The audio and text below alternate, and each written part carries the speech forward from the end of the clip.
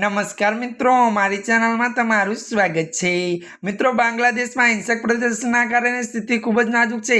अत्यार सुधीमां तोफानोमां त्यारे मित्रों तोफानोमां 105 लोकोना मौत थया छे। खूब ज संवेदनशील हालत त्यारे हालतमां सरकारे कायदो व्यवस्था संभाळवा माटे हवे कनाम सेनाना हाथमां सोंपी देवाय छे। देशभरमां कर्फ्यू लागू करी देवायो छे। तो मित्रों, बांग्लादेशमां सरकारी नौकरीमां अनामतने लईने हिंसा वध्या बाद शुक्रवारे देशभरमां कर्फ्यू लगावी देवामां આવ્યો હતો અને સેનાને તૈનાત કરી દેવાય છે। વડાપ્રધાન શેખ હસીનાના પ્રેસ સચિવ નિલુત ઇસ્લામે જણાવ્યું હતું કે દેશમાં કોઈપણ પ્રકારની રેલી જુલુસ પર પ્રતિબંધ લગાવી દેવામાં આવ્યો છે। વિદ્યાર્થીઓને દેખાવકારો અને પોલીસ વચ્ચે થયેલી અથડામણમાં અત્યાર સુધીમાં 105 લોકો માર્યા ગયા છે। તેમાં 52ના મોત માત્ર રાજધાની ઢાકામાં શુક્રવારે ગઈકાલે થયા છે અને પોલીસે દેખાવકારો પર ફાયરિંગ કર્યું હતું અને ટીગર ગેસના સેલ પણ છોડ્યા હતા। જો કે મિત્રો, વધુ તમને જણાવી દઈએ કે દેશમાં ઇન્ટરનેટ અને મોબાઈલ સેવા બંધ છે। પરિસ્થિતિ પર કાબુ મેળવવા માટે 15 વર્ષથી સત્તામાં રહેલા વડાપ્રધાન શેખ હસીનાની સરકાર માટે આ એક મોટો પડકાર બન્યો છે।